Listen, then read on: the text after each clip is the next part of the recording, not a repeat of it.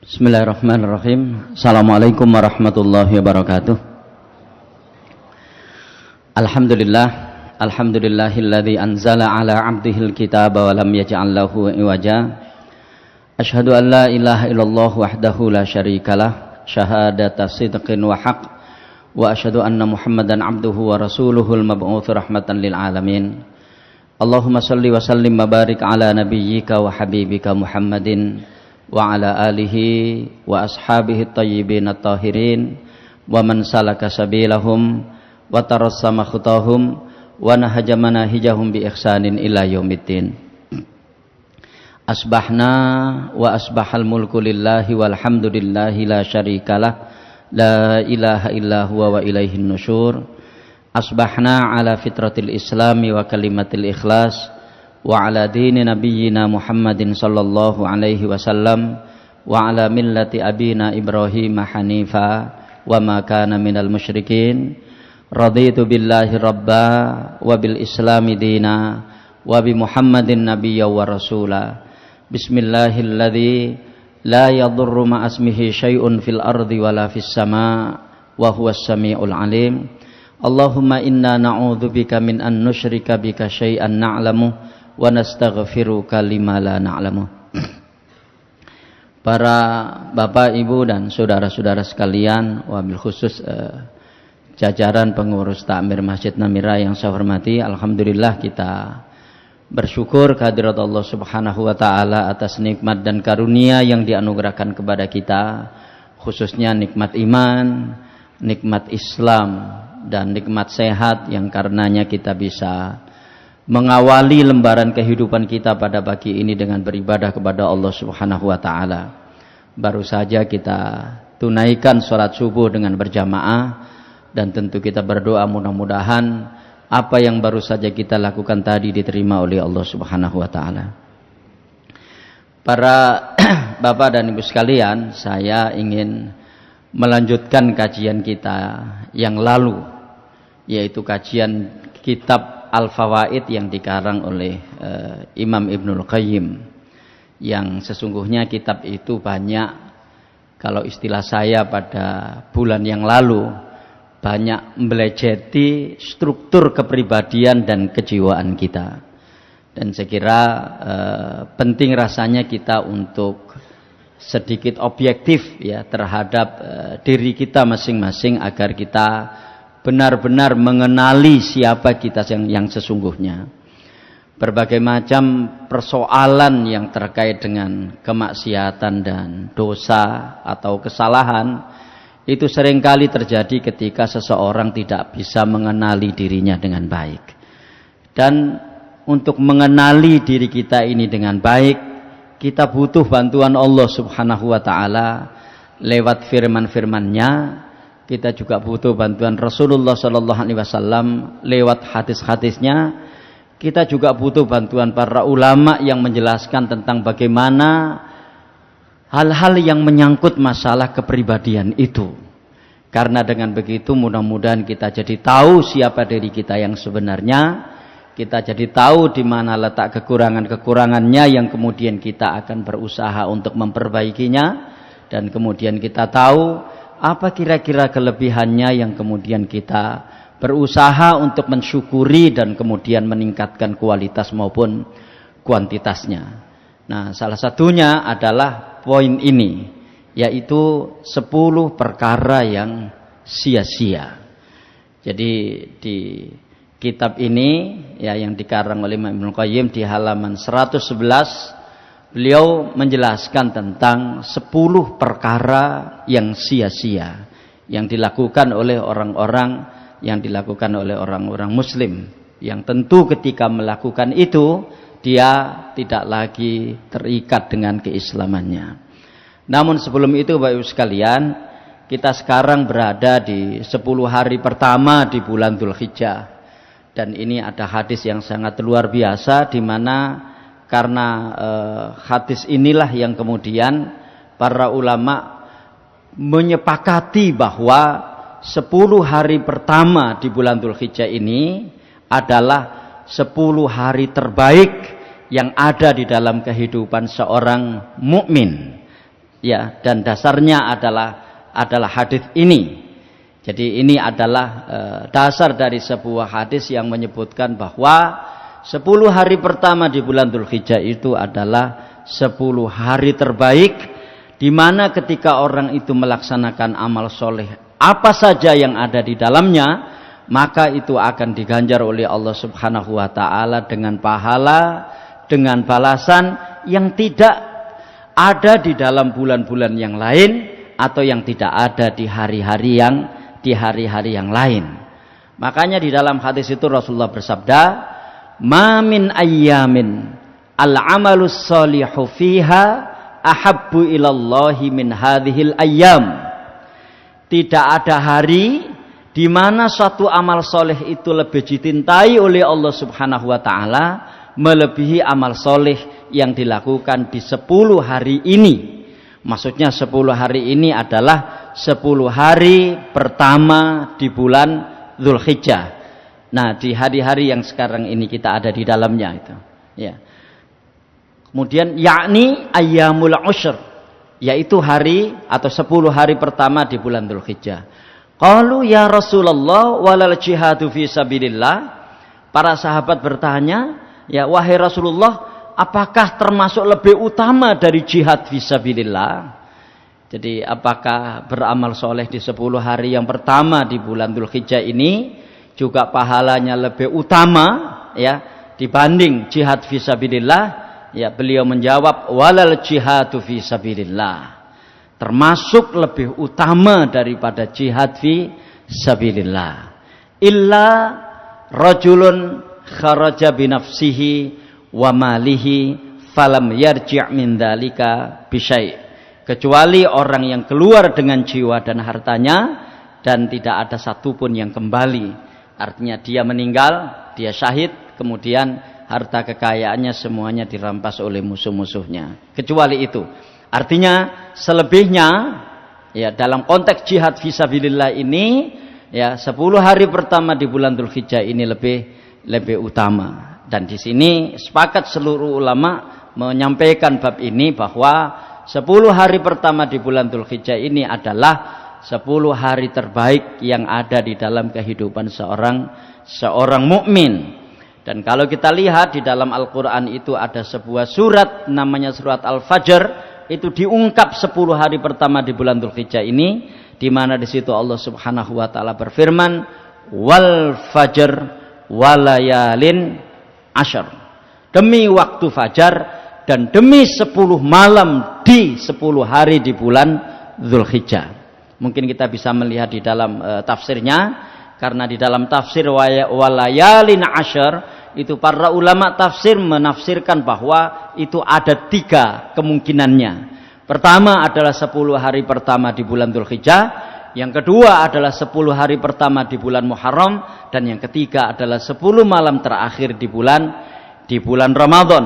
Dan Bapak Ibu sekalian, dari 3 pendapat itu kemudian mayoritas mereka mengatakan bahwa yang dimaksud adalah 10 hari pertama di bulan Dzulhijjah. Saya kira untuk lebih jelasnya kita bisa melihat tafsir surat Al-Fajr tersebut. Nah, sehingga di 10 hari pertama di bulan Dzulhijjah ini kita akan menjumpai amal-amal unggulan, baik yang bersifat khusus maupun yang bersifat umum. Yang bersifat umum ya berbagai macam bentuk amal soleh yang ada di dalamnya. Apakah itu berupa sholat, apakah itu berupa sedekah, apakah itu berupa puasa, apakah itu berupa berbuat baik kepada orang lain, atau amal-amal yang lainnya. Atau ada yang bersifat khusus, ya, di mana yang bersifat khusus ini juga memiliki tempat yang sungguh sangat luar biasa di sisi Allah Subhanahu wa taala. Yang pertama-tama adalah puasa di hari Arafah. Ya, jadi saumu yaumi Arafah. Jadi puasa di hari Arafah, ya Bapak Ibu sekalian, di mana puasa di hari Arafah ini nilainya adalah bisa menghapus kesalahan-kesalahan di tahun kemarin, di 1 tahun kemarin, dan di 1 tahun yang akan datang. Dan hari Arafah itu adalah hari dikabulkannya doa. Apakah bagi orang-orang yang sedang wukuf di Arafah atau orang-orang yang tidak sedang wukuf di Arafah, maka berdoa di hari Arafah itu adalah hari yang dikabulkannya doa, yang disebut di dalam hadis itu sebagai Allah Subhanahu wa taala banyak membebaskan orang dari api neraka di hari itu ketika mereka memang bersungguh-sungguh memohon kepada Allah Subhanahu wa taala di hari tersebut. Nah, inilah saya kira istimewanya ya puasa di hari Arafah ini, karena sekalian, kalau malam Lailatul Qadar ya kan, kita itu mencarinya. Karena itu bunyi hadisnya adalah taharrau Lailatul Qadar. Ya, carilah olehmu, ya carilah oleh kalian malam Lailatul Qadar. Dan Allah Subhanahu wa taala tidak menentukannya kapan. Ya, memang sebagian besar ulama mengatakan di malam-malam ganjil sebagaimana yang ada di dalam hadis, tapi di malam ganjil yang mana itu rahasia Allah Subhanahu wa taala, sehingga dengan begitu kita bersungguh-sungguh untuk mencarinya di tiap malam-malam itu, ya. Nah, puasa Arafah kita nggak perlu lagi untuk kapannya, ya kan? Sudah dijelaskan bahwa puasa hari Arafah itu adalah puasa ketika para jamaah haji sedang wukuf di Arafah. Jadi jelas kapan itu waktunya, ya, sehingga kita bisa berkonsentrasi di dalamnya, banyak berdoa kepada Allah Subhanahu wa taala, banyak memohon ampun kepada Allah Subhanahu wa taala, banyak beramal saleh di dalamnya, wabil khusus puasa di hari Arafah. Nah, sekalian, ada amal-amal yang lainnya, ada sholat Idul Adha gitu ya, dan seterusnya. Dan saya kira ini yang juga penting saya sampaikan pada kesempatan ini, yaitu berkurban. Ya, berkurban. Saya ingin mengulang kembali saja, mungkin kita semua sudah mengetahuinya, tapi karena memang berkurban ini menarik sekali gitu ya. Pertama-tama kalau kita lihat di dalam Al-Quran, perintah untuk berkurban itu pertama-tama disampaikan kepada Rasulullah SAW secara khusus. Dan karena itu bunyi ayatnya untuk satu orang, yaitu firman Allah di ayat yang kedua dari surat Al-Kautsar, yang saya yakin kita semua menghafal, sudah hafal surat itu ya. Ya, kebarus nih kapan surat Al-Kautsar gak hafal. Ya, inna a'tainakal kautsar fasalli li rabbika wanhar inna syani'aka huwal abtar. Jadi coba kita lihat di ayat itu sekalian, fasalli li rabbika wanhar. Perintah berkorban di ayat ini itu disejajarkan dengan perintah sholat. Ya, jadi perintah berkorban di ayat ini disejajarkan dengan perintah sholat. Dan kalau kita lihat sholat di sini, sekalian, itu memang bisa dua-duanya. Bisa sholat wajib, bisa juga sholat sunnah. Sementara berkorban, ya, maka jumhurul ulama mengatakan bahwa berkorban itu hukumnya adalah sunnah muakkadah, meskipun ada beberapa yang mengatakan hukumnya wajib, ya kan, tapi sebagian besar mereka mengatakan bahwa hukumnya adalah sunnah. Makanya tidak, kenapa? Karena berdasarkan hadis man arada an yudhhi gitu, siapa yang ingin untuk berkorban. Jadi ada hadis itu siapa yang mau berkorban. Nah, kata-kata siapa yang mau ini, ya kan, itu menunjukkan bahwa berkorban itu tidak wajib hukumnya. Tapi kita lihat di sini bahwa perintah berkorban itu disejajarkan dengan perintah sholat, ya kan?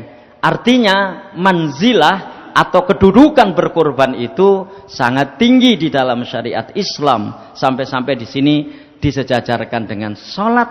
Dan ini yang penting, bahwa berkorban itu adalah ekspresi dan aktualisasi dari rasa syukur kepada Allah Subhanahu wa taala. Karena di ayat sebelumnya Allah berfirman, inna a'tainakal kautsar. Sesungguhnya kami, kata Allah, telah menganugerahkan kepadamu wahai Muhammad nikmat yang banyak.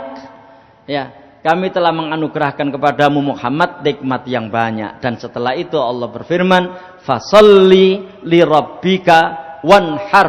Maka salatlah untuk Tuhanmu, untuk Rabbmu, karena Rabbmu, dan berkurbanlah. Jadi berkurban kepada berkurban dalam bab ini adalah cara efektif untuk merealisasikan, mengaktualisasikan, mengekspresikan rasa syukur kepada Allah Subhanahu wa taala. Dan semua kita tahu bahwa syukur itu hukumnya fardhu ain.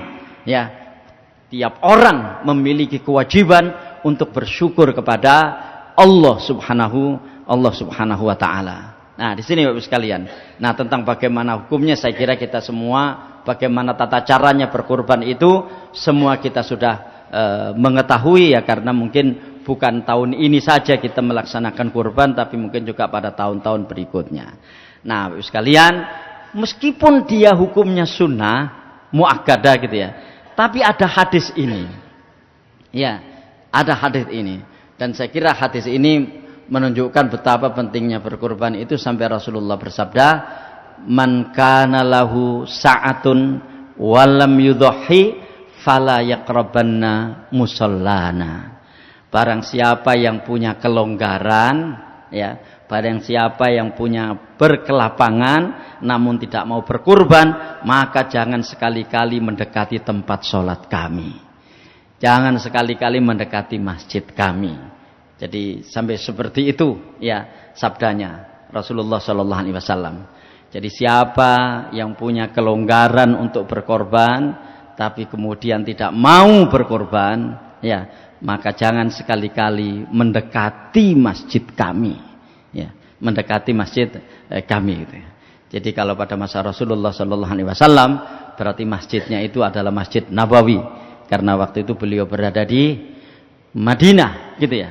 Ya, dan mungkin kalau kita semuanya ya kira-kira begini, nek kapan ono wong sing mampu korban terus gak gelem korban, ojo parek-parek masjid, gitulah intinya. Ya, memang apa namanya, hadis ini cukup menyentak kita gitu ya. Nah, wis kalian, kata-kata man kana lahu sa'atun, barang siapa yang punya kelapangan, punya kelonggaran, ya kan? Longgar di sini itu akan sesuai dengan persepsi orang itu masing-masing, ya kan? Bukan persepsi orang, tapi persepsi dia sendiri. Ya, dia longgar atau tidak, atau dia punya usaha untuk longgar atau tidak. Karena kalau masalah argumentasi biasanya orang itu akan senang dikatakan sibuk daripada dikatakan longgar, ya kan? Senang dikatakan sibuk daripada dikatakan longgar. Kenapa dia senang dikatakan sibuk? Supaya dia tidak terkena kewajiban yang lain. Aku wis sibuk saya ini, ribet saya ini. Nah, karena ribet, karena sibuk dan seterusnya itulah sehingga dia akan punya argumentasi yang kuat untuk bisa menolak kewajiban atau menolak perintah yang diarahkan kepada dirinya. Makanya kata-kata longgar di sini akan sangat terkait dengan cara kita memandang diri kita sendiri. Longgar apa tidak itu. Dan cara kita memandang diri kita sendiri ini harus seobjektif mungkin. Karena biasanya kecenderungan hawa nafsu itu mengatakan supaya bisa menghindari kewajiban, supaya bisa menghindari perintah, maka dia akan memposisikan diri sebagai orang-orang yang tidak longgar. Ya kan? Memposisikan diri sebagai orang yang sibuk.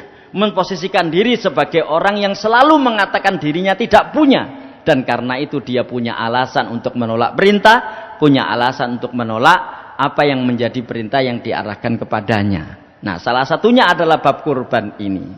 Sehingga kita jumpai Bapak sekalian, mungkin ada yang dapat WA ya, tidak tahu apakah itu potongan sebuah sinetron ya, atau memang kejadian sesungguhnya, ya kan? Ada orang yang ya dia miskin ya, tapi dia menabung berbulan-bulan sampai kemudian dia bisa berkurban.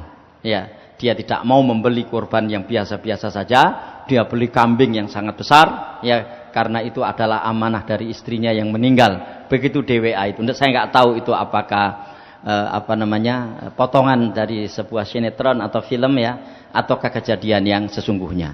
Sementara pada saat yang sama, ya. Sementara pada saat yang sama mungkin ada orang-orang yang dalam pandangan kita dia sangat longgar untuk ukuran mengeluarkan uang 4-5 juta untuk membeli kambing atau ikut urunan sapi. Itu sesungguhnya dalam pandangan kita mungkin tidak sulit, tapi orang itu mengatakan sulit, dan karenanya dia tidak berkurban. Meskipun mungkin dalam pandangan banyak orang dia punya Dia punya uang untuk itu. Nah, Bapak Ibu sekalian, inilah yang sangat-sangat terkait dengan persoalan karakter itu sendiri. Ya, persoalan karakter itu sendiri. Kenapa? Karena memang berkorban itu pada sisi tertentu itu akan mengubah kejiwaan seseorang. Dari jiwa-jiwa yang kikir, jiwa-jiwa yang pelit, jiwa-jiwa yang tidak memperhatikan orang lain, jiwa-jiwa yang tidak mau terlibat untuk meringankan beban orang, kepada jiwa-jiwa yang dermawan, jiwa-jiwa yang mau berpikir bukan hanya untuk dirinya, tapi juga untuk saudara-saudaranya, dan begitu seterusnya. Jadi sesungguhnya persoalannya tidak ansih di uang antara 4-5 juta itu, tapi kaitannya dengan karakter kepribadiannya. Ya. Nah, Bapak sekalian, dari situlah maka pertanyaannya adalah di situ saja. Kita mau merubah karakter kepribadian kita ke yang lebih baik ataukah tidak? Kalau kita ingin untuk merubah karakter kepribadian kita ke yang lebih baik, kita akan berusaha sekuat tenaga untuk bisa berkorban. Ya. Tapi ya, alhamdulillah tentu kita bersyukur kepada Allah Subhanahu wa taala, semangat ya kaum muslimin untuk berkorban ini semakin lama juga semakin baik, dan tentu mudah-mudahan itu juga termasuk kita. Terus terang ketika saya membaca hadis ini agak merinding juga gitu ya. Kok sampai seperti ini, dan hadis ini hasan ya, diriwayatkan oleh Imam Ibnu Majah, man kana lahu sa'atun wa lam yudhi fala yaqrabanna masjidan musallana. Barang siapa yang punya kelonggaran untuk berkorban dan kemudian tidak mau berkorban, maka jangan sekali-kali mendekati tempat sholat kami. Nah, Bapak sekalian, dari sinilah saya kira kalau memang keinginan kita itu kuat, kita nggak usah menggunakan alasan-alasan yang seolah-olah alasan itu benar. Ya, contoh misalnya, sing kurban wis akeh gitu ya. Ya, iya masih wis akeh kan dudu awakmu sing kurban. Gitu. Karena apa? Karena kurban itu adalah perintah personal, bukan perintah komunal. Jadi bukan perintah kepada sebuah kelompok atau lembaga, tapi perintah kepada orang per orang. Itu ya. Man kana lahu sa'atun walam yudhi fala yaqrabanna musallana. Nah, karena Bapak sekalian, kalau kita lihat di dalam hadis itu, Rasulullah sallallahu alaihi wasallam ketika berkorban itu selesai beliau melaksanakan salat Idul Adha, langsung kemudian beliau ke tempat penyembelihan dan kemudian menyembelih domba beliau. Jadi seperti itu ya, dan mudah-mudahan hadis ini akan memberikan motivasi kepada kita untuk mau berkorban ya. Kita nggak perlu lagi beralasan sing korban wis akeh dan seterusnya. Laksanakan, mari kita laksanakan ini meskipun cuma dengan seekor kambing begitu. Baik, 10 perkara yang sia-sia ya. Jadi apa kira-kira 10 perkara yang sia-sia ini? Mungkin dari 10 ini kita tidak bisa akan menyampaikan semuanya, akan kita lanjutkan sebagiannya pada pertemuan kita di bulan yang akan datang insyaallah, ketika Allah masih memberi umur kepada kita. Pertama-tama di sini kita lihat ini teks aslinya ya. Di dalam kitab itu. Dalam kitab Al-Fawaid itu. Ya, jadi faslun itu bab gitu ya. Bab asyrati asya'a dha'i'ah. Jadi bab tentang 10 perkara yang sia-sia. La yantafi'u biha, yang tidak ada manfaatnya sama sekali. Ya. Jadi ada 10 perkara yang sia-sia, yang tidak ada manfaatnya sama sekali. Ya, ini memang tulisan para ulama salaf dulu itu Bapak sekalian, ya seperti ini. Jadi 10 tapi kok gak dikei nomor, cek gampang gitu ya. 1, 2, 3, 4 kok enggak begitu. Ya beginilah, langsung enggak ada koma, enggak ada titik gitu ya. Makanya kemudian saya bold yang 10 itu ya, barangkali untuk memudahkan kita. Pertama adalah ilmun la yu'malu bihi, ilmu yang tidak diamalkan. Yang kedua, wa amalun la ikhlasa fihi wal iqtida, amal yang tidak ada ikhlas dan tidak ada tuntunan. Wa malun la yunfiqu minhu, dan harta kekayaan yang tidak diinfakkan. atau yang tidak dikeluarkan zakatnya. Kemudian wa qalbun farighun min mahabbatillah, ya. Jadi hati yang tidak yang kosong dari mahabbatullah. Kemudian wa badanun mu'attalun min ta'atihi wa khidmatih, dan tubuh yang tidak digunakan untuk taat dan pengabdi kepadanya. Wa mahabbatun la tataqayyadu bi ridha'il mahbubi wa imtithali awamirih, dan cinta yang tidak terikat dengan ridho dan melaksanakan perintah. Kemudian wa waktun mu'attalun, ya, dan waktu yang tidak ada atau yang tidak digunakan untuk mengetahui untuk melaksanakan apa yang telah terlewati dan untuk mencari kebaikan dan kedekatan. Kemudian wa fikrun yajulu fima la yanfa'u, dan pikiran yang berselancar kemana-mana yang tidak ada gunanya, ya. Wa khidmatun man la tuqarribuka khidmatahu ilallah, dan pelayanan atau bantuan yang tidak menyebabkan kamu bisa mendekatkan diri kepada Allah. Dan kemudian yang terakhir wa khaufuka wa rajauka liman nasiyatuhu biyadillah, dan rasa takut serta rasa harapmu kepada orang yang orang itu sesungguhnya ubun-ubunnya telah dalam penguasaan Allah Subhanahu wa taala. Artinya berharap kepada orang, bertakut kepada orang, itu adalah bagian dari 10 yang sama sekali tidak ada gunanya. Nah, monggo barangkali ada yang men-screenshot ini, ya, dan bisa dilihat nanti di internet gitu ya, tentang maknanya ini secara keseluruhan. Nah, Ibu sekalian, dan ini maknanya, ya. Jadi 10 perkara, ya. Di sini ada ilmu, amal, harta, hati, tubuh, cinta, waktu, pikiran, bantuan atau pelayanan, dan kemudian takut dan harap, ya. Kita buat seperti itu, ya, mudah-mudahan bisa lebih memudahkan kita untuk meneliti satu persatu. Tapi saya kira mungkin kita bisa memperluas pembahasan bab ini dengan melihat kitab aslinya, ya. Dan kitab ini sudah diterjemahkan kalau nggak salah ke dalam bahasa Indonesia, ya. Tapi saya sendiri belum pernah membaca yang terjemahannya, ya, gimana kualitas dari terjemahannya itu. Nah, ini yang aslinya seperti ini. Nah, sekalian, kita coba cek satu persatu di sini. Pertama-tama adalah ilmu yang tidak diamalkan, ya. Jadi ilmu yang tidak diamalkan. Kenapa ilmu yang tidak diamalkan ini menjadi perkara yang sia-sia? Karena semua ilmu agama itu dia tidak berhenti di ilmu. Ya, saya ulang sekali lagi. Semua ilmu agama itu tidak berhenti di ilmu. Jadi kita tidak akan menjumpai sebuah hadis misalnya bahwa ini hanya ilmu saja, tidak dipraktekkan. Itu tidak ada. Ya, ini hanya semata-mata ilmu pengetahuan dan tidak ada yang dipraktekkan. Itu tidak ada. Di dalam ilmu agama itu, sekalian, tidak ada ilmu itu yang hanya bersifat wacana. Ya.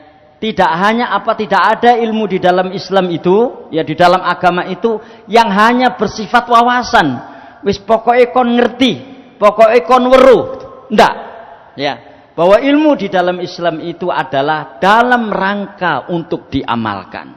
Dan disinilah masing-masing orang akan memiliki kadar yang berbeda-beda tentang bagaimana dia melaksanakan ilmu itu, apakah secara kuantitas maupun secara kualitas, gitu.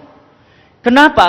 Karena biasanya ketika orang itu mengetahui sesuatu tentang agama, ya kan, kemudian dia belum bisa melaksanakannya, harusnya dia berhenti di situ dan mengatakan saya belum bisa melaksanakan ini, ya kan? Tetapi kemudian yang muncul kadang-kadang ketika dia mengetahui sesuatu tentang agama dan kemudian dia belum mampu untuk bisa melaksanakannya, dia mencari pembenaran atas ketidakmampuan dia untuk melaksanakan itu. Dan kemudian mengatakan ilmu ini tidak cocok di Indonesia. Syariat ini nggak cocok di sini. Hijab itu budaya Timur Tengah. Dan begitu seterusnya. Jangan sampai ketidakmampuan kita melaksanakan sebuah ilmu agama, itu kemudian menjadikan kita mendowngrade atau mendelete tentang ilmu agama itu kaitannya dengan pelaksanaannya. Ya kan? Jangan sampai seperti itu, katakan memang belum mampu melaksanakannya. Satu, ya kan. Yang kedua, ilmu-ilmu agama ini ada yang bersifat pilihan, ada yang bersifat kewajiban. Nah, kita berusaha sekuat tenaga yang bersifat kewajiban, yang bersifat perintah, inilah yang kita fokus di sana. Sementara yang bersifat pilihan, itu kita berusaha untuk bisa mencari mana pilihan yang terbaik. Begitu. Nah, sekalian di dalam sholat pun kalau kita lihat ada banyak pilihan. Meskipun sholatnya sendiri itu wajib misalnya, tapi ada bacaan-bacaan sholat itu yang bersifat pilihan. Maka doa iftitah itu ada 7 macam. Ya, doa iftitah yang salat takbiratul ihram itu ya, ada 7 macam. Mungkin yang banyak kita ketahui adalah Allahumma ba'id baini wa baina khotoyaya kama ba'adta bainal masyriqi wal maghrib, atau mungkin ada inni wajjahtu wajhiya lilladzi fataras samawati wal arda hanifah, dan seterusnya. Barangkali 2 ini yang banyak kita ketahui gitu ya. Tetapi ada 7 macam di situ. Mungkin kalau kita bisa melihat fikih, kita jadi tahu tentang pilihan-pilihan bacaan salat yang semuanya itu dari Rasulullah sallallahu alaihi wasallam. Nah, begitu pula ilmu-ilmu yang lain. Dan apalagi kalau kita lihat di dalam Islam ini, tidak ada satupun ibadah di mana ibadah itu pasti di sana ada ilmu untuk bagaimana cara melaksanakannya. Makanya saya sering mengatakan tidak ada kebenaran di dalam Islam itu yang bersifat kebetulan. Itu tidak ada. Jadi saya sering mengatakan tidak ada misalnya saya tak melaksanakan syariat ini, ini bener. Itu tidak ada. Kenapa? Karena semua aturan tentang ilmu agama ini itu ada ilmunya. Semua aturan tentang ibadah di dalam Islam ini itu ada ilmunya, ada bagaimana tata cara untuk melaksanakannya. Nah, Bapak sekalian, wabil khusus di nomor 1 ini adalah tentang ilmu agama. Dan kalau kita lihat di dalam hadis yang diriwayatkan oleh Imam Tirmidzi dari seorang sahabat yang bernama Abu Barzah Al-Aslami, Rasulullah bersabda seperti ini. Ya, makanya ini kenapa bagian dari kesia-siaan tadi itu, ya kan? Karena memang ini berat nanti di akhirat itu. La tazulu qadama 'abdin yaumal qiyamati hatta yus'ala an umrihi fima afna wa an ilmihi fima fa'al wa an malihi min aina iktasabah wa fima anfaqah wa an jismihi fima ablad. Mungkin kita sudah sering mendengarkan hadis ini. Tidak akan beranjak kedua kaki seorang hamba pada hari kiamat nanti hingga ia ditanya mengenai umurnya, untuk apa dia habiskan. Artinya umur yang diberikan oleh Allah Subhanahu wa taala kepada kita ini, ya, tidak tahu, masing-masing kita pasti punya kadar umur yang berbeda-beda, ya. Itu untuk apa dihabiskan gitu. Wa an ilmihi fima fa'al, dan akan ditanya mengenai ilmunya di manakah dia amalkan. Artinya bagaimana dia mengamalkan ilmu itu. Sekali lagi Bapak sekalian, pada posisi ini saya ingin mengulang kembali apa yang saya katakan tadi, bahwa ilmu agama itu tidaklah hanya bersifat wawasan dan wacana, ya, dan barangkali kita tidak akan menemui ilmu di dalam agama itu yang di sana berhenti di wacana dan wawasan, tapi ada kelanjutannya, yaitu mengamalkannya. Nah, dari sinilah mungkin perlu kita untuk mengoreksi diri kita masing-masing, saya dan kita semuanya. Barangkali masih banyak di antara kita ini, mungkin juga termasuk saya, yang terlalu banyak ayat yang kita baca, tapi terlalu sedikit yang sudah kita amalkan. Terlalu banyak hadis yang kita dengar, tapi masih terlalu sedikit yang bisa kita laksanakan. Saya kira ini catatan buat kita semuanya tentang poin pertama sebagai 10 perkara yang sia-sia. Yang kedua, amal yang tidak ikhlas dan tanpa tuntunan. Ya. Jadi amal yang tidak ikhlas dan tanpa tuntunan. Di poin tadi dikatakan begini, wa amalun, ya, la ikhlasu fihi wala qtida. Gitu ya. Jadi amal yang tidak ikhlas dan tidak ada tuntunan. Ya, tidak ada contoh. Ya, ini yang kedua, amal yang tidak ikhlas dan tanpa tuntunan. Saya kira banyak hadis-hadis terkait dengan masalah ini ya, terutama hadis-hadis yang menyangkut masalah bid'ah dhalalah ya, itu kan man ahdatsa fi man amila amalan ma laisa alaihi amruna fahuwa raddun, misalnya barang siapa yang mengamalkan sesuatu yang aku tidak pernah mengajarkannya maka itu akan tertolak, atau man ahdatsa fi amrina hadza ma laisa minhu fahuwa raddun, misalnya barang siapa yang membuat amal-amal atau tata cara baru dalam beragama yang tidak ada tuntunannya maka itu akan tertolak. Hadis itu sering kita dengarkan. Nah, sekalian, ini hadis yang diriwayatkan oleh Imam Bukhari, iya kan? Jadi nanti di hari kiamat ini adalah penggalan hadisnya. Jadi hadisnya agak panjang ya. Ya, ini adalah penggalan hadisnya. Ya, di hari kiamat nanti Rasulullah Shallallahu Alaihi Wasallam itu akan memasuki telaganya, atau yang di dalam akidah kita pernah mendengar ada al-haud, ya, telaga yang ada di surga itu. Nah, di situ Rasulullah SAW memasuki telaga itu, tapi beliau kaget. Kenapa? Karena beliau dipisahkan dengan orang-orang yang ada di sekitarnya. Ya, beliau dipisahkan dengan orang-orang yang ada di sekitarnya. Akhirnya beliau menyampaikan ini kepada Allah Subhanahu wa taala. Ya Allah, innahum minni. Ya, ini hadis Bukhari ini. Ya. Ya Allah, mereka ini adalah bagian dari pengikutku.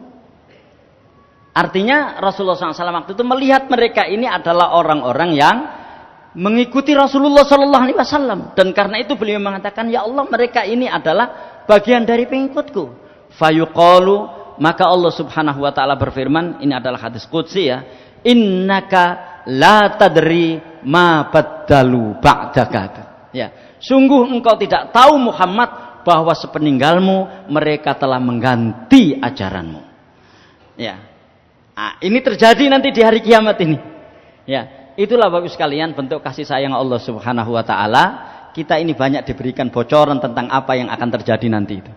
Ya, apakah bocoran tentang situasi orang-orang yang baik ataukah bocoran tentang situasi orang-orang yang tidak baik. Ya, termasuk ayat-ayat yang dibaca oleh Ustaz Istighsan tadi ya, di dalam salat beliau membaca surat Al-Haqqah itu ya.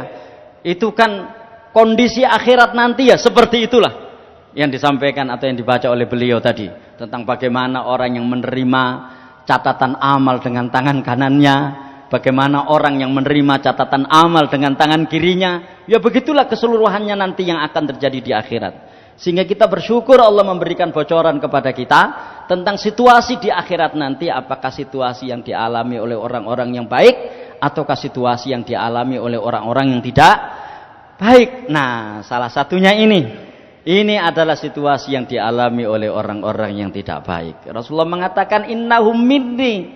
Ya Allah, mereka ini bagian dari pengikutku. Istilahnya begitu. Kenapa engkau pisahkan aku dari mereka? Fayuqalu, Allah berfirman, innaka la tadri ma baddalu ba'daka. Sungguh engkau Muhammad tidak tahu bahwa sepeninggalmu mereka telah mengganti ajaranmu. Ya, mereka telah mengganti ajaranmu. Kan berarti menyangkut masalah apa ini? Menyangkut masalah agama. Ya, fa'aqulu, maka aku berkata, kata Rasulullah SAW, suhqan liman baddala ba'di.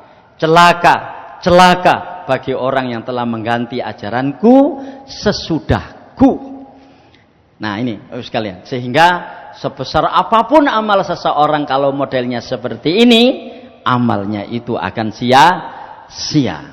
Mungkin kita bisa memperjelas ini di dalam sebuah ayat ya, di surat Al-Kahfi, surat yang ke-18 ayat yang ke-103 dan 104.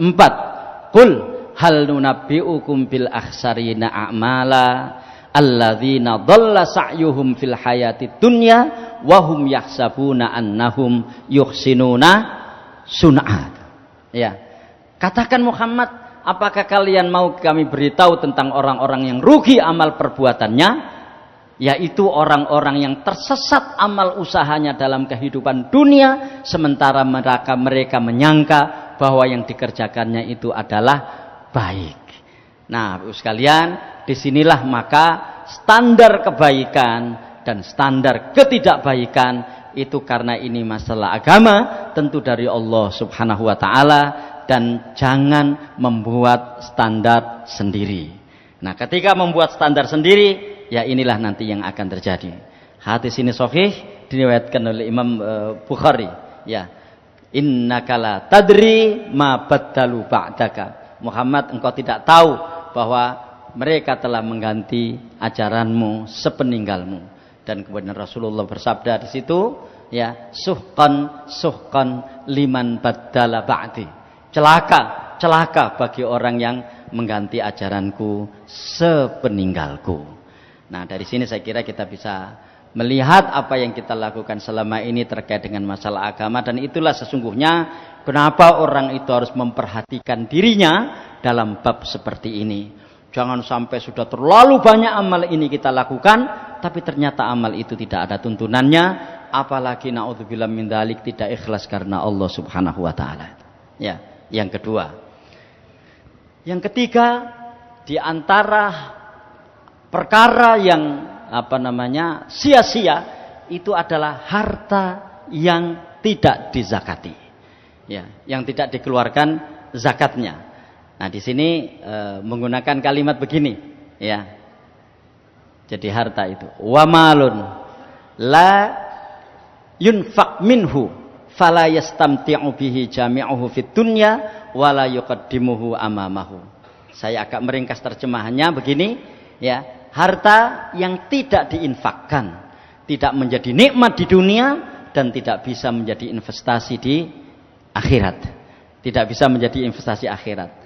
Jadi Imam Ibnu Qayyim mengatakan harta yang tidak dizakati itu pada dasarnya tidak menjadikan harta itu akan bisa dia nikmati di dunia, apalagi harta itu tidak akan bisa diinvestasikan untuk akhirat. Gitu. Nah, Bapak sekalian, kenikmatan orang terhadap harta kekayaan itu akan sangat terkait dengan lapangnya hati, dengan lapangnya dada, gitu. Ya, ada mungkin banyak kita jumpai orang-orang yang karena hartanya dia lapang dadanya, senang, ya, hatinya tentram. Tapi mungkin juga kita jumpai orang-orang yang karena hartanya dia malah sumpek, malah dihinggapi dengan berbagai macam bentuk kekhawatiran, atau bahkan mungkin dia tidak bisa menikmatinya, ya kan? Dia tidak bisa menikmatinya, ya. Sehingga mungkin kita akan menjumpai orang-orang yang memiliki harta dengan jenis tertentu, tapi dia tidak menikmati itu. Yang justru menikmatinya adalah orang lain, ya kan? Justru yang menikmatinya adalah orang lain, gitu. Dia tidak bisa menikmatinya. Meskipun kadang-kadang harta itu adalah bagian dari status, dianggap sebagai status dirinya, gitu ya. Nah, ini mungkin contoh ya. Contoh ini entah ada entah tidak, wallahu alam. Misalnya orang membeli mobil dengan model terbaru, ya, harganya mahal, ya, miliaran misalnya. Tapi ternyata ketika dia naik mobil itu dia selalu mual. Ya, akhirnya dia tidak bisa menaiki itu, dan yang sering menaikinya adalah orang lain yang tidak ikut-ikutan membeli itu, misalnya. Akan kita jumpai model-model seperti itu, dan ini kita bisa analogikan ke jenis-jenis harta yang lainnya. Ya, jenis-jenis harta yang lainnya. Ya, saya kebetulan di Desa Morocalan, yaitu daerah tambak semuanya itu ya. Itu kadang-kadang ya, dulu kita waktu masih kecil, ya, itu ketika ikan itu sudah mulai besar, ya, itu bapak saya itu sering mengajak saya tidur di atas pematang atau galengan tambak itu ya. Saya waktu itu juga mikir, lah ya iki duwe tambak, iwake gede-gede, lho kok malah turun kok ngene dhuwur galengan. Ya kan? Malah tidur di atas pematang, kan tidak enak itu. Ya, iso kena semut, kecoak segala macam kan ada di situ. Ya. Tapi ya begitulah yang terjadi untuk bisa menjaga jangan sampai ikan ini dicuri orang misalnya. Sehingga harta yang dimiliki itu malah menimbulkan apa? Menimbulkan berbagai macam bentuk kekhawatiran dan kadang-kadang juga ketakutan. Disitulah kenapa kemudian ada syariat infak, syariat zakat yang salah satunya salah satu fungsinya itu adalah untuk menenteramkan pemiliknya. Ya.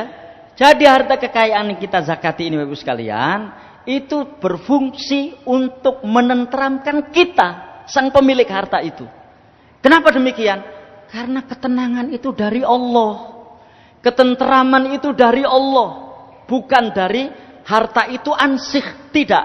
Dan Allah kemudian mengirim ketenteraman dan ketenangan itu kepada manusia lewat berbagai macam cara. Lewat hartanya mungkin, lewat anaknya mungkin, lewat istrinya mungkin, sehingga itu bisa menjadi sumber ketenangan dan ketenteraman. Nah, bagaimana itu bisa menjadi sumber ketenangan dan ketenteraman? Laksanakanlah perintah Allah Subhanahu wa taala yang terkait dengan jenis-jenis sumber ketenteraman itu. Kalau yang terkait dengan harta kekayaan, ya, maka mari kita melaksanakan perintah Allah Subhanahu wa taala yang terkait dengan sumber ketenteraman atau sumber ketenangan yang bernama harta itu. Allah akan mengirim ketenangan itu kepada kita lewat harta yang kita miliki, manakala harta itu kita tunaikan haknya. Ya, manakala harta itu kita tunaikan haknya. Nah, dari situlah kemudian harta ini akan menjadi nikmat di dunia. Baliknya, ketika kemudian tidak dizakati, maka dia tidak akan menimbulkan atau tidak akan berefek kepada kenikmatan di dunia. Apalagi untuk akhirat. Ya, disinilah Bapak Ibu sekalian, saya perlu mengatakan bahwa mungkin ada orang yang mengatakan, ojo akeh-akeh ndolek duit ngono gak digawa mati. Tidak. Uang itu dibawa mati. Ya, harta itu dibawa mati. Kapan? Ketika harta itu kita zakati, ketika harta itu kita infakkan fisabilillah. Ya, harta itu dibawa mati bagi orang yang beriman. Ya, harta kekayaan itu dibawa mati. Kapan harta kekayaan dibawa mati? Ketika harta itu diinfakkan fisabilillah. Bukankah ada hadis yang berbunyi bahwa ya, ada 3 nanti yang akan mengikuti manusia, ya, sampai nanti. Yang pertama adalah ilmu yang bermanfaat, yang kedua adalah sedekah jariyah, dan yang ketiga adalah anak yang soleh yang selalu mendoakan. Nah, kata-kata sedekahun jariyatun, jariyah itu maksudnya mengalir, ya kan? Dan itu artinya apa yang kita infakkan fisabilillah di saat kita hidup ini itu akan mengalir buat kita. Berarti itulah sesungguhnya yang disebut dengan kita bawa mati. Nah, Bapak Ibu sekalian, ya, di dalam ayat ini Allah Subhanahu wa taala berfirman, "Wa ma anfaqtum min syai'in fahuwa yukhlifu wa huwa khairur raziqin." Dan saya kira semua kita sudah banyak yang tahu ini. Dan barang apa saja yang kamu nafkahkan, maka Allah akan menggantinya, dan dialah pemberi rizki yang sebaik-baiknya. Nah, ini ada hadis Tabrani yang, ya, terus terang saya juga baru semalam menemukan hadis ini. Ya, hadis ini sahih, ya. Sesungguhnya innallaha faradha ala aghniya'il muslimina fi amwalihim qadral ladzi yas'u fuqara'ahum. Sesungguhnya Allah telah mewajibkan kepada kaum muslimin yang kaya untuk mengeluarkan zakat untuk menutupi kebutuhan orang-orang muslim yang fakir. Walan tujhadal fuqara'u illa idza ja'u wa urru bima yasna'u aghniya'uhum. Dan tidaklah mereka orang-orang fakir itu kelaparan dan tubuh mereka tidak berbalut pakaian, melainkan karena perbuatan orang-orang kaya yang tidak mengeluarkan zakatnya. Ya, menakutkan ya hadis ini, gitu ya. Ala wa innallaha muhasibuhum yaumal qiyamati hisaban syadidan wa mu'adzibuhum adzaban nukra. Ketahuilah sesungguhnya Allah akan menghisab mereka di hari kiamat nanti dengan hisab yang sangat, maksudnya hisab yang sangat-sangat detail tentang apa yang tidak dikeluarkan dari zakat itu. Wa mu'adzibuhum adzaban nukra, dan akan menyiksa mereka dengan siksaan yang pedih. Nah, Bapak sekalian, kalau kita lihat bagaimana capeknya orang mencari harta itu, mencari rezeki itu, luar biasa capeknya mencari rezeki itu. Tapi kemudian akhirnya menjadi perkara yang sia-sia. Ya, jadi kita yang jungkir balik, dan itu adalah perintah Allah juga, mencari nafkah sehingga kita dikaruniai nafkah dalam kadar tertentu, tapi kemudian naudzubillah min dzalik ternyata perkara itu sia-sia. Kapan? Ketika itu tidak dikeluarkan zakatnya, ketika itu tidak dikeluarkan infaknya. Ya, yang ketiga. Yang keempat, hati yang tidak ada mahabbatullah. Ya. Jadi hati yang tidak ada cinta kepada Allah Subhanahu wa taala. Bapak Ibu sekalian, cinta itu basic seseorang untuk bisa melaksanakan apa yang menjadi tuntutan dari yang dicintainya. Ya. Makanya cinta itu harus ada. Ya, cinta itu harus ada. Saya ketika mencintai istri saya misalnya, ya, maka cinta itu akan benar-benar menjadi sebuah cinta ketika saya mau melaksanakan apa yang menjadi keinginan istri saya dari keinginan-keinginan yang baik itu. Dan kalau kita lihat ketika orang itu sudah mencintai sesuatu, maka apa yang menjadi tuntutan sesuatu itu akan dia penuhi. Ya kan? Apa yang menjadi tuntutan dari sesuatu itu akan dia penuhi. Ketika dia menyukai anaknya, maka apapun yang menjadi keinginan anaknya itu pasti akan dia penuhi. Kenapa? Karena ada cinta. Dan dia memenuhi tuntutan itu dengan nyaman, dengan tenang. Gitu ya.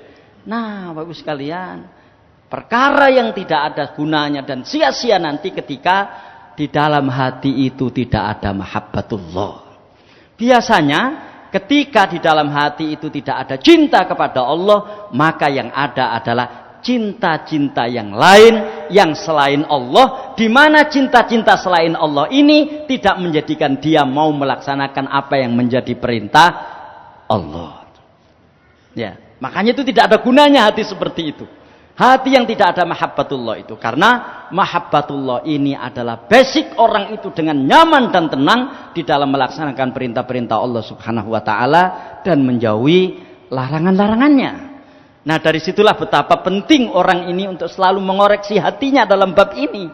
Kenapa? Karena aktifnya kita beribadah, semangatnya kita beribadah, itu akan sangat terkait dengan sejauh mana kualitas cinta kita ini kepada Allah Subhanahu wa ta'ala. Dan karena itulah, Bapak Ibu sekalian, ada ayat di surat Al-Baqarah 165 itu, mungkin nanti kita bisa melihatnya kembali di rumah, bagaimana ketidakcintaan orang kepada Allah Subhanahu wa taala itu dibuat face to face dengan orang-orang yang berbuat zalim. Wa minan nasi may yattakhidhu min dunillahi andadan yuhibbunahum ka hubbillah walladzina amanu asyaddu hubban lillah walau yaral ladzina zalamu idh yarawna al'adzaba annal quwwata lillahi jami'an wa annallaha syadidul adzab. Dan di antara manusia ada yang menyembah Tuhan selain Allah sebagai tandingan yang mereka cintai seperti mereka mencintai Allah. Adapun orang-orang yang beriman sangat besar cintanya kepada Allah. Lihat di sini penggalan kedua dari ayat itu, sekiranya orang-orang yang berbuat zalim itu melihat, ketika mereka melihat azab pada hari kiamat, maka kekuatan itu semuanya milik Allah dan bahwa Allah sangat parut azabnya, niscaya mereka akan menyesal. Kita lihat di dalam hadis ini Bapak Ibu sekalian, betapa ketidakcintaan seseorang kepada Allah Subhanahu wa taala itu face to face dengan orang-orang yang berbuat zalim, yang nanti di hari kiamat mereka akan menyesali kezalimannya itu. Nah, demikian yang berikutnya akan kita sampaikan pada pertemuan yang akan datang insyaallah. Assalamualaikum warahmatullahi wabarakatuh.